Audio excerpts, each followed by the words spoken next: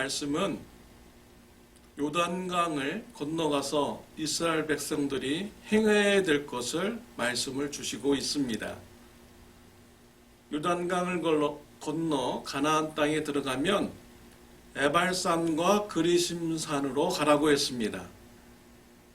그곳에서 축복과 저주를 선포하라고 말씀을 주시고 있습니다. 에발산에 가면은 큰 돌을 세우라고 했습니다. 석회를 바르라고 했습니다. 석회를 바르면 그 돌이 흰색이 됩니다. 그 흰색 돌에다가 하나님의 율법의 말씀을 기록하라고 했습니다.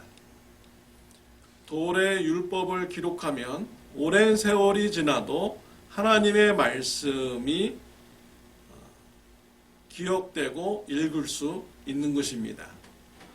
흰색으로 되어 있기 때문에 다른 어떤 돌보다도 눈에 잘 띄게 됩니다. 에발산 앞에서 제단을 세우라고 했습니다. 번제를 드리라고 했습니다. 번제를 드린 후에 모든 이스라엘 백성들이 같이 먹으며 즐거움의 시간을 가지라고 했습니다. 예배를 드린 후에 에발산과 그리심산에 이스라엘 백성들이 서게 됩니다. 에발산에 서는 지파는 루벤 지파, 갓 지파, 아셀 지파, 스불론 지파, 단 지파, 납달리 지파입니다. 그리심산에 서게 될 지파는 시므온 지파, 레위 지파, 유다 지파, 이사갈 지파, 요셉 지파, 베냐민 지파입니다. 오늘 본문 말씀에 보면 레위인들이 12개의 저주받을 말씀을 선포합니다. 그러면 이스라엘 백성들은 아멘으로 화답하라고 했습니다. 12개의 저주받을 이런 율법 조항인데 10계명에 1계명, 2계명, 5계명, 6계명, 7계명의 이런 말씀입니다. 10계명의 말씀을 좀 더 풀어서 12개로 간단하게 말씀을 하신 것이죠. 12개의 그런 저주를 한번 들어보시길 바랍니다.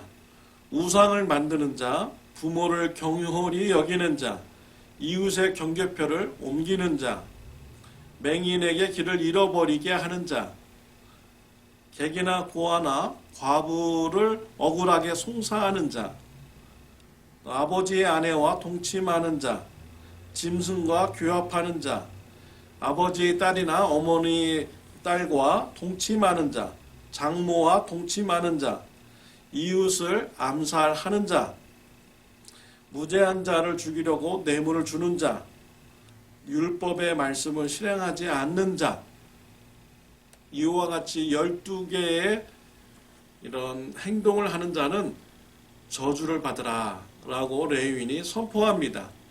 이스라엘 백성들은 이 율법을 듣고 아멘이라고 화답하죠. 아멘이라는 것은 동의합니다. 그렇게 되기를 원합니다. 라는 이런 뜻입니다.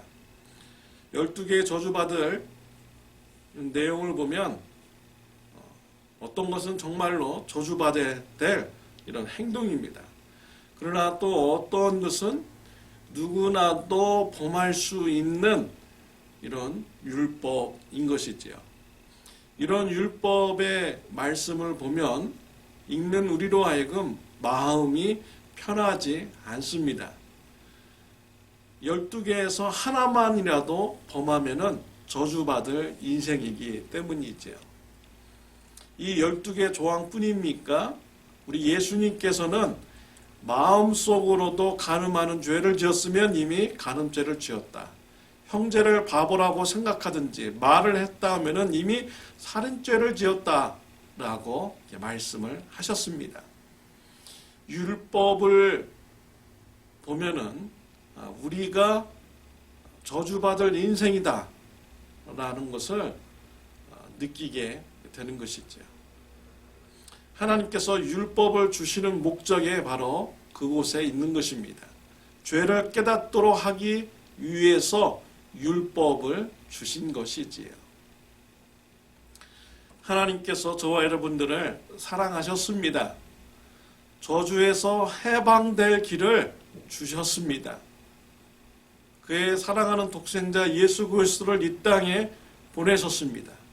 우리가 받을 저주의 형벌을 대신 받도록 하셨습니다. 예수님의 순종의 이런 행함 때문에 예수님을 믿는 자는요, 저주의 문제가 해결되는 것입니다. 저주에서 자유케 되는 축복을 받는 자가 되는 것입니다. 예수님을 영접하시기를 바랍니다. 또 하나님의 사랑을 감사하시기를 바랍니다. 저주에서 축복으로 옮겨주는 예수님의 복음을 이웃들에게 전하시기를 바랍니다. 예수님 안에서 축복을 누리는 삶을 살아가시는 저와 여러분들이 되시기를 바랍니다. 기도하시겠습니다. 하나님 아버지, 감사합니다. 저주받을 인생인데 우리를 사랑해 주셔서 감사합니다. 독생자 예수 그리스도를 희생해까지 우리를 사랑해 주셨음을 감사합니다. 하나님의 사랑을 늘 기억하게 해주시고 감사하는 자가 되게 하여 주옵소서. 예수님의 복음을 전하는 저와 우리 성도님들 되게 하여 주옵소서. 예수님의 이름으로 기도드렸습니다. 아멘.